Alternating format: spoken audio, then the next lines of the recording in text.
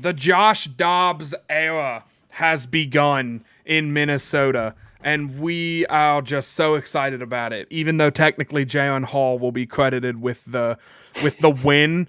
If we're doing this like baseball stats, Jaron Hall did get the stout, and thus, he is undefeated to this point with, all 15 snaps that he took as the Vikings quarterback. But Josh Dobbs comes in relief, has himself a day. I would say he played 53% of a really good game because the first half looked a little rough, but I'm sure we'll talk about that, and later we'll get into the Saints. We've got a jam-packed show for you. I'm Jordan Hawthorne, joined as always by Will Goodwin. Follow him on Twitter at WillBadLose. Will, initial takeaways about this Josh Dobbs experience that we're all going through and the team at large. How have you been? Here we go. The Josh Dobbs experience obviously got off on about the highest of possible notes. You don't expect that type of, playmaking and just, from the seat of your pants craziness that we saw on Sunday afternoon. I mean, my brief takeaways are Kevin O'Connell is coaching his butt off.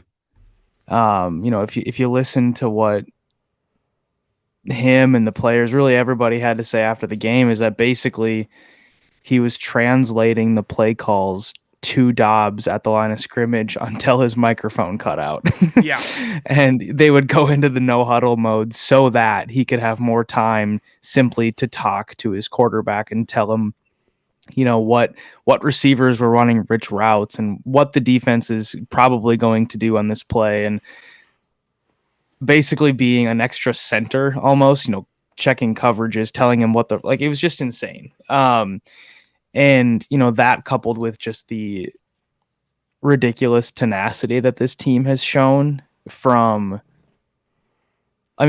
don't think anybody outside of that building would have said, yeah, the Vikings will be 5-4 after they lost to Kansas City a month ago. I don't think anybody would think that, 4 games without Justin Jefferson, one of those without Kirk Cousins, everybody else is tearing their Achilles and getting concussions. And it feels like half the team is on injured reserve, and yet here they are. So, the takeaway is, honestly, I have more flowers for Kevin O'Connell than I do Josh Dobbs in a lot of ways. The guy played an unbelievable game, but a lot of that credit has to go to his coach and his quarterback's coaches, and just the amount of grinding that they all put in leading up to and in the game. So it's, if anything, to me, this is like a validation of the head coaching hire from last year. I think it will go down in history as one of the great debates of was it Brady or Belichick? And this will go down with that as was it O'Connell or was it Dobbs?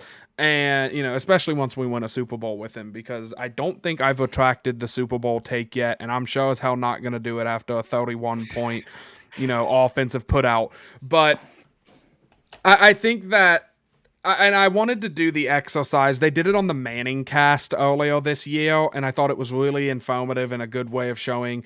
They did what does a bad offensive coordinator sound like? And they gave the play, and the Shelton version would be X Pokemon total Y Z Q, whatever the play call is. And then as Peyton is trying to give the play to the huddle, Peyton is no, remember, you got to check the safety here. Remember, you got to make sure you go to, your X receiver first. You got to do this. And Peyton at one point finally just went, just shut up, Eli. And I wanted to recreate that, where I wanted to put you on the spot and say, Will, I'm going to give you a 5-word play. Repeat it to the audience while I'm giving you what the play is. Because it really did feel like backyard football, okay, read, yeah. And I like what Dobbs said, read number 15 off of your wristband, so he just reads that word for word, and as those are coming out of his mouth, Dobbs is also digesting, hey, Brandon Powell is on a shallow cross, and Jordan Addison is on a deep post, and Hawkinson's going up the seam, and you should look at Hawkinson, and then Addison, and then Powell. Don't forget, you have your legs, you have your check down. Cool. Get all that in 15 seconds, and then you can't talk to him anymore, and let magic happen. So I'm gonna give my takeaway from this game very briefly.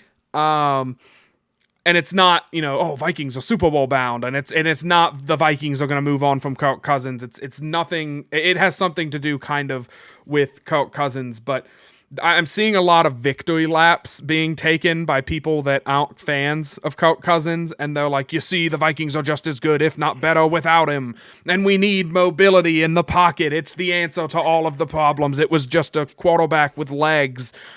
And it's way too premature to take a victory lap on your Kirk Cousins take. And I also want to point out one specific play. And if this was a good show, I would show the play on the screen. But I can't do that because the NFL will take the video down and they'll probably sue me. So the play, if you are wondering, is Josh Dobbs' rushing touchdown, where, it's electric. He evades a sack and he runs, and Cam Akers destroys a 350-pound man, and Dobbs squeaks into the end zone and then says, let's effing go, but he didn't say effing, so we should probably tell him to watch the language, in this part of town. But it's a great play, right? Electric momentum. Vikings fans are feeling high. If you watch the highlights, just like the 5-minute highlights, when they show the highlights from that play, he does a little pump fake to start the play, which gets the defensive back to bite. Hawkinson then is wide open in the end zone. I mean, like, just sitting there, and I'm sure there's a safety that you can't see on the screen, but that's a throw. I think it's in the zone that John Gruden infamously called the turkey hole, which is like, in between the corner and the safety, and there's that one little sweet spot.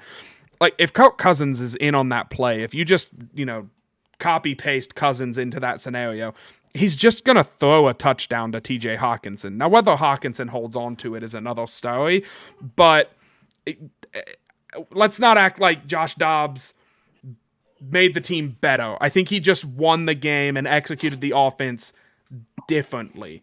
And there's going to be times where that different is good. There are going to be times where we need Josh Dobbs to make a bullet pinpoint pass, a perfect touch pass, and it's going to turn into an interception.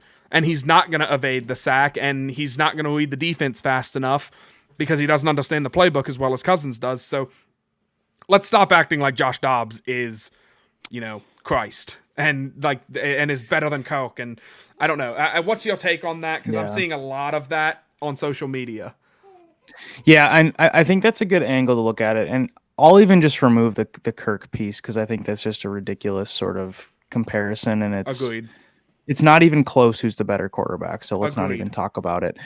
But the part that I think is going to be interesting to watch is the sustainability of what Josh Dobbs did against the Falcons, because that game was like just crazy, not only from the fact that he came into the game late in the first quarter, but also just it felt very much backyard football, like you're saying. It's like scramble drill every play. And I think the thing that was maybe concerning to me was, and I almost can't even say concerning yet, because the dude landed his plane, landed in Minneapolis on Tuesday and didn't get the playbook, and everything about that game was gravy. So everything I'm about to say is somewhat just take it with a grain of salt. But I think the concern I had was he was better off schedule than he was in the pocket.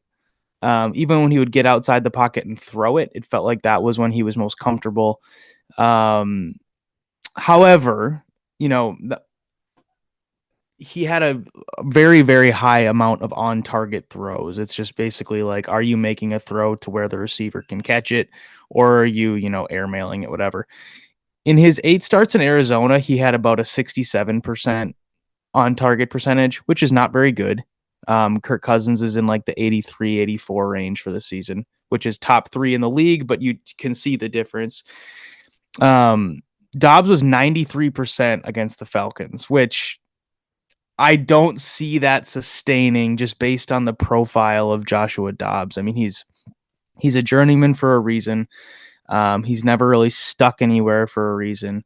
Now, part of that is because teams call on his services when they are in dire need, because he's a really smart guy. He has experience. He played at a Power 5 school. He can digest a playbook overnight. And so there's a lot of things about him that sort of, have led him to be a journeyman beyond just, oh, he's average. Um, However, those are things that I'm looking for. Like, can he continue to be accurate? Can he make throws from the pocket? Can he make quick decisions on time and not, rely on his legs to make a play? Because there's going to be a time when he tries to evade a pass rusher and the guy's just as fast as him. You kind of even saw that on the first fumble he had, where he was trying to make a hero play and fumbled the ball and got almost returned for a touchdown. So Right. those are the sort of things that I look at with a little bit of concern. But and we're on a limited time schedule for the recording of this show, so like we're not going to give the defense the love that it deserves. Let me just say that now. I think the defense played a very good game. It felt like they should have had 6 turnovers, and that's not an exaggeration. Not 6, probably like 5, and they ended up having 2, I think. Too. So they end up There's with a couple 2 drop interceptions. Yes, and it feels like the opportunities were there. I thought the defense played perfectly almost. You can't say perfect. They gave up 28 points, but when you fumble the ball twice and you basically gave them 5 points. Pretty good output from the defense. But talking about Dobbs, I don't think it's this outlandish take to say that, yeah, you could probably like Case Keenum season with Dobbs. Like you could do the Case Keenum thing with Dobbs. You're right. He looks comfortable in the scramble drill. He looks like a guy who knows about 20 plays and everything else is just hope and, backyard football, if you want to call it that. But I do think as he gets more comfortable in the offense, he showed on a couple of throws, he can kind of float it. And I noticed when he threw a ball to Addison, they were in zone and Addison ran like a deep out. And he just kind of floated the ball up, and it looked like one of Case Keenum's passes. Well, there was like he didn't drive it in. It wasn't like you blink and the ball is in the receiver's hands. My daughter's very excited about this. It was just like he floated it there. It got to the guy. Maybe we didn't get the extra yak or rack. Which one? I think it's rack. That you would want, but. Okay, he got a first down, moved the chains, and I think the key thing is going to be eliminate the turnovers, and he'll be pretty solid for us. I'm not sold that Jaren Hall is a bum. I thought he looked pretty good on that second drive, but, I mean, obviously, a fifth-round rookie coming off of concussion protocol, so he's not going to practice this week. The stout goes to Dobbs, and if Dobbs fumbles, 5 times, and we lose to the Saints and the offense looks like poo-poo, then maybe you go back to Hall the next week. And you say this is Hall's team going forward, and then you just ride him out. But I'm trying to stay in the middle about this, and I do think that there is a conversation to be had about like Cousins' future, but I think we need, similar to Jefferson and my horrible trade Justin Jefferson take after the Chicago game when he didn't play and the offense looked so bad that I was like, clearly we're too dependent on him.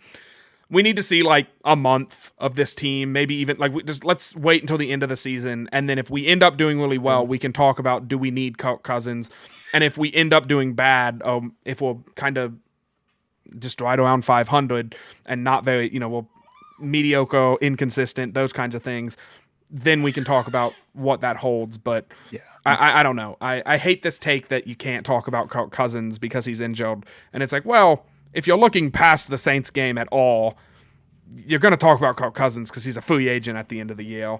Yeah. So, like, you're going to want to have those conversations. But I think we can hold off on them. I agree with your sentiment that we will know more about Josh Dobbs on Sunday at about 3:30 than we do now. And you can say that about any player at any game, but you learn some from that game in Atlanta. I think you learn more about his moxie than you do his, like actual football ability. Just because, like, I think, when he now will have probably most of the full playbook and he'll have more of a grasp on things and he'll know his teammates' names and all these things, I think we'll have a better idea of what kind of quarterback he is. And so you mentioned Justin Jefferson. I think we need to mention, so he he has been, or his window for reinstatement from the injured reserve has been opened, meaning he has 21 days to return to game action, and be returned to the active roster. Before fans get too excited, Kevin O'Connell basically said that it'd be a little aggressive to see him playing on Sunday. Agreed. So Yeah. I don't think we're going to see Justin Jefferson now. That could be a little bit coach speak, a little bit of gamesmanship, because O'Connell's pretty good at that. He likes to do that. But I think I don't think we should get our hopes up that we'll see 18 out there. Yeah. Um, I think, and this is probably a good transition to start talking a little bit about the Saints game that's upcoming. I don't expect to see Jefferson. I didn't expect to see Jefferson in this Saints game before they opened the window, and then they opened the window and it was like, yeah, it's Wednesday and there's a new quarterback. You probably want Jefferson to get some throws from him and to get back into practice. And I think next week is more the Jefferson return game and you get him in. But I don't want to say the team doesn't need him, because you want good players on your football team at all times, especially when it's like Justin Jefferson isn't good. He's damn near perfect. Um, I don't know, man. I think that I want to talk about expectations for the Saints game, which is kind of we usually talk about like key matchups and keys to victory and stuff like that. yeah.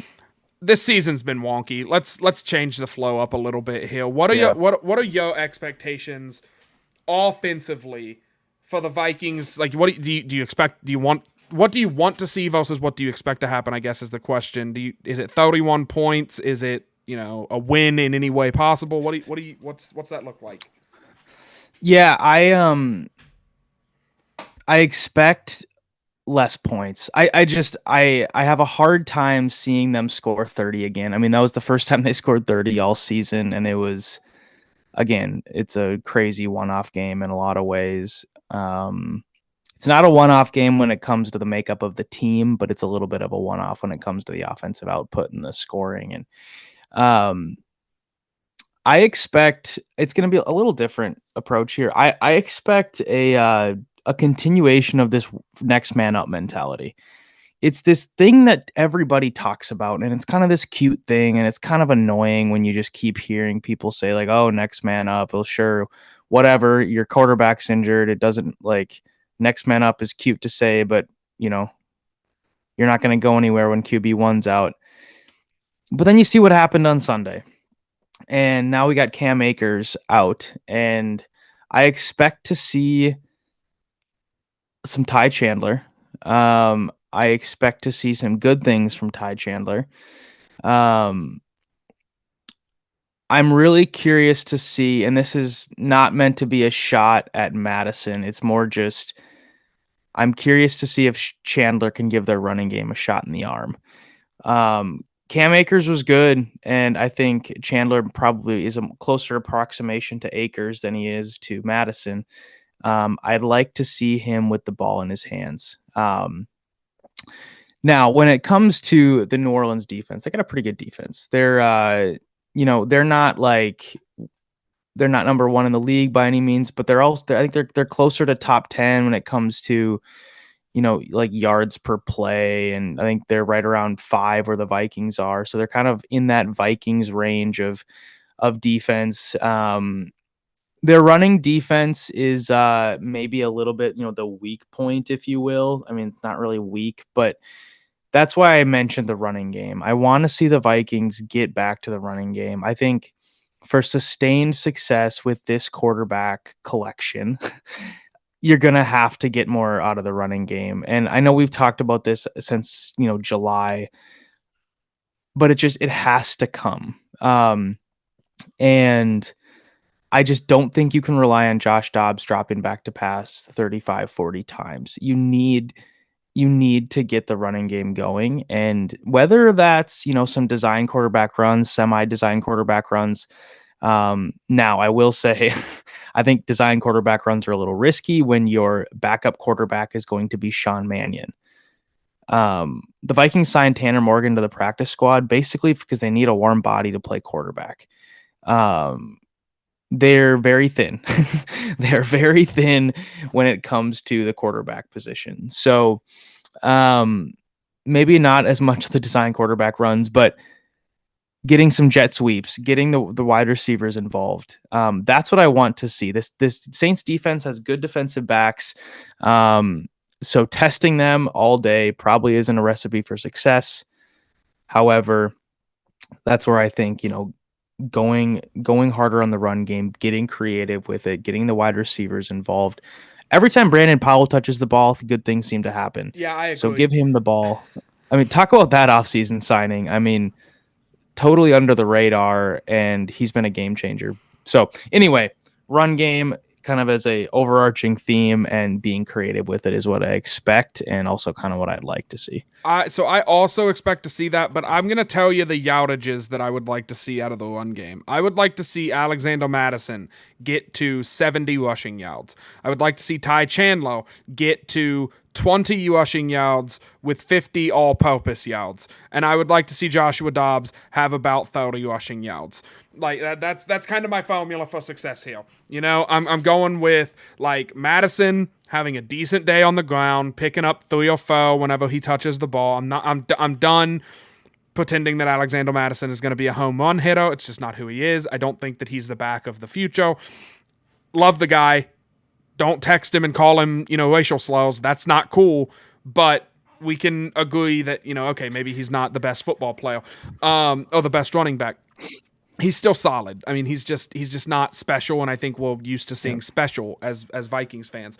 Um, we've been a little spoiled, just a little bit. But I think that I agree with you to get the running game going, but I liked Kevin O'Connell's mentality that he came out with. I liked his mentality at the end of the Green Bay game. I liked his mentality in Atlanta.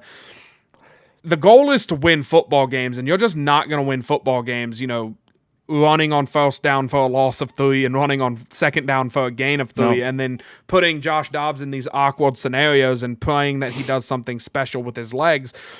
And I'm gonna say this is almost verbatim what I said last week, only it was Jaron Hall I was talking about.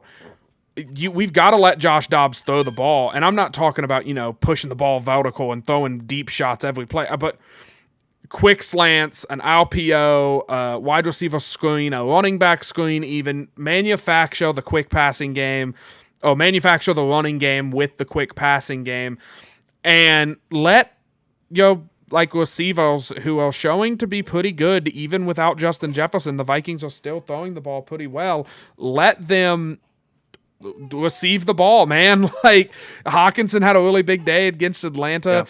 I think Hawkinson, he had that drop late, and it really wasn't a drop, it was a punch out, but you want to see him come down with that. But other than that one play, I feel like Hawkinson had a really good game. And so I just want to see the Vikings trust Josh Dobbs, and I want to see Josh Dobbs continue to use his legs. I like what Kevin said when he was breaking down. Oh, Josh Dobbs said it about Kevin when he was breaking down how he was giving him the plays in the helmet. He would say, like, this is what the play is. If don't forget to use your legs like as a weapon, like utilize that. So I want to see Dobbs utilize that and continue to extend plays. But we got to clean the fumbles up. I'm gonna pass it back to you so I can calm down this baby. Yeah, I love that perspective, because I think a little bit of my, run game hope is just, it's more hope than it is, like expectation at this point. I think the expectation part comes from the fact that they continually talk about it and bang on it and say that they need to get it going. Agreed. I want to talk a little bit about the other side of the ball. I think the Saints are an interesting team. They're not one that really scares me offensively. They have some weapons, Michael Thomas, Alvin Kamara, and Chris Olave, and some other decent players. Derek Carr has been kind of Kirk Cousins light, kind of better than Jimmy Garoppolo, but not as good as Kirk Cousins, kind of in that territory. And he's a decent quarterback. He's only got about 86 quarterback rating this year. He's okay.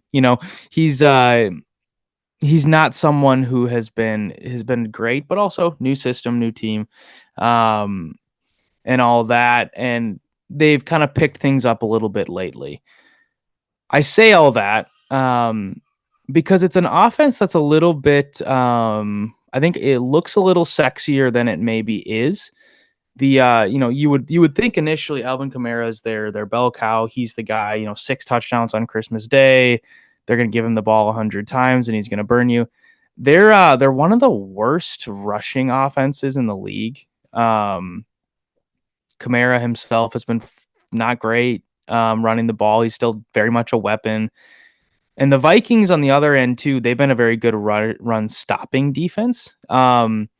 So I think my expectation there is going to be, I think the Saints are going to continue with a little bit of their MO of like, okay, their strength is stopping the run. Our weakness is running the ball. We're going to throw the ball a lot and we're going to throw the ball downfield a lot. They're one of the top teams in terms of throwing the ball downfield. Um, I think in terms of like, intended air yards, Derek Carr's in the top 5 or something. They have about on average 140 plus yard pass play per game. So they like going downfield. They like chucking it up to their two really good receivers. Um, so I expect to see a lot out of that. And I think another thing that I'd expect out of that is I'd expect some interceptions. Yeah. So I don't know. I think the Saints have the ability to burn you with some of those things, but I also have not seen this Vikings defense get burned deep too much. They've been burned more on these. I mean, that Jonnu Smith touchdown was almost the mirror image of the Christian McCaffrey touchdown, Yeah. where it was basically like a screen pass, broke one tackle, and because 8 guys were blitzing, there was nobody out there to tackle him. So that's kind of my thought on this. I think the Saints are going to try and push the ball down the field, and I'm not so sure that they will have great success doing it. Yeah, I think I agree with everything you're saying. Talking about Derek Carr, he really is kind of. I think the Saints went with him because they were like, he's safe. Like he's safe. He has some upside, but we can trust him to not throw like a crap ton of interceptions like Jameis Winston, and he can kind of just come in. And I hate the term game manager, but like there are game managers in the NFL, and I think the Saints want to have a good defense and have a game managing quarterback. Taysom Hill has been on fire for Yeah, them. He's throwing touchdowns, catching touchdowns, and running touchdowns. So he's yeah, a Swiss Army knife. It kind of feels like the peak of the Saints when they would use Taysom Hill when they had Drew Brees. Feels like that Taysom Hill is back, and not like I feel like he just was kind of not used or not good for a couple of seasons, and so he's back. So that's going to be something you have to contend with, and I'm going to get into my game ball and skull prediction here, and because Taysom Hill has kind of been on fire lately, I'm going to go with like an old, Taysom Hill's kind of like an old Swiss Army knife for the Saints offense. I have the defensive game ball. I'm gonna go with Harrison Smith, right? He's kind of been our defensive Swiss Army knife. He's playing deep coverage and taking away the deep passing game. He's coming up and manning up tight ends occasionally, not much lately, and then he's coming off the edge as a pass rusher, or mainly just a blitzer, and getting some sacks. I'm going to say that Harrison Smith forces a fumble in this game, and it's going to be the only Vikings turnover that the defense gets. But I think the offense is going to play it clean, and I think that if they win, they play it clean. Let me preface with that. That might give a hint as to who I'm picking in this game. So let me go with if the Vikings win, Harrison Smith, the reason why. For my score prediction, I always do this where I pick, like, I try to go with like superstitions and what my gut feeling is, and going against my gut because my gut's always wrong and I want it to be right. And I try to like do some psychology stuff on this show. I'm gonna continue to do it because I feel like the Vikings are gonna win this game. I'm just riding so high. And, when I'm riding high, the Vikings have a way of letting me know that, hey, buddy, don't forget you're a Vikings fan. So I'm going to go with the Saints beating us 17-9. Yes, an 8-point victory. Let me change that. I'm gonna go with 17-9. 17-9. The defense doesn't look bad, but the offense just struggles to get going against a Saints defense that had a streak going into this season of like it was like double digit games without giving up 20 points, and they don't let you on. They typically wouldn't let you on it on them. They don't let you score. They're good in the red zone. I just have to go against my gut feeling to protect my feelings. So Harrison Smith game ball, the Vikings losing by 8. Final thoughts tonight are going to be very brief and out of left field. Final thoughts originated as an excuse for like to talk about not Vikings football, and now it's just like kind of a recap of how you're feeling about the team. I'm taking final thoughts back to just being random. I don't miss Mike Zimmer, the coach, but last week I found myself listening, or this weekend, I guess, I found myself listening to old Mike Zimmer interviews because, like, I kind of miss Mike Zimmer. And it's nothing, like, I love Kevin O'Connell. Kevin O'Connell's a great head coach, and I hope he's the coach here for 20 years. But there was just something about the way Zimmer, like, in his final press conference when, Thomason, whatever his name was, like, Chris Thomason asked him, have you heard anything about your job status? And he goes, in that like raspy high voice, he was like, "No, and I haven't heard anything about yours either." And like he was just such an a-hole, and I loved him. And so this is it's been long enough. The wounds have healed. Mike Zimmer was a damn good coach. Those are my final thoughts. It's out of left field. I know it has nothing to do with the 2023 Vikings, but we love you, Mike. I hope you're doing all right, man. Those are my final thoughts. I'll pass it off to I love you. that. I love that. I'll be brief. I already talked about my game ball guy. It's going to be Ty Chandler. He's like I said, it's a next man up mentality for this team. It's actually come to fruition. They live it. He's the next man up. He's stepping in for Cam Akers. O'Connell said as much today. It's going to be him and maybe a little bit of Kene Wongwu. So Chandler's going to play great. He'll get a game ball. Kevin loves recognizing guys who step up and do things that, that they're called upon in that moment. I think the Vikings will win. I have very little belief in this Saints team. For whatever reason, every time I watch them, every time I see anything with the Saints this season, it's just I'm not impressed. And I mean, it took 5 turnovers to beat the Bears at home by 1 score. I'm just not there with this team. I think they are a, feisty bunch, and they're never an easy out. Them and the Vikings have a, well documented history over the last 15 years of punching each other in the mouth. And I think we know this game will be close and it'll be gritty, and there's going to be a lot of a lot of just animosity in that way in this game. I just don't believe in, I think their offense mainly. I just don't believe in what they've been able to do. So I got the Vikings 23-19.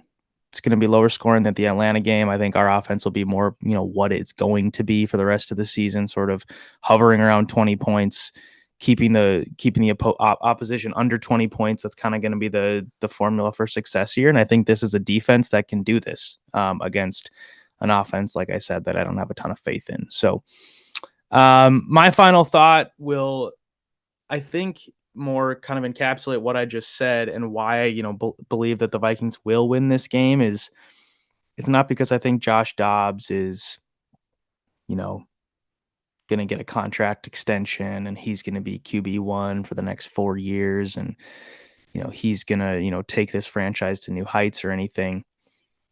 I truly I've stopped doubting this organization when they talk about their culture. I've stopped sort of like, raising an eyebrow and thinking like, well, culture. Everybody talks about culture. But this organization very clearly lives it. I mean, Dalton Reisner today was talking about culture being the thing that sets this organization apart from ownership to GM to coaches to players to media to fans. He talked about basically the entire community of the Minnesota Vikings being a ship. And I think that's something that they've embodied.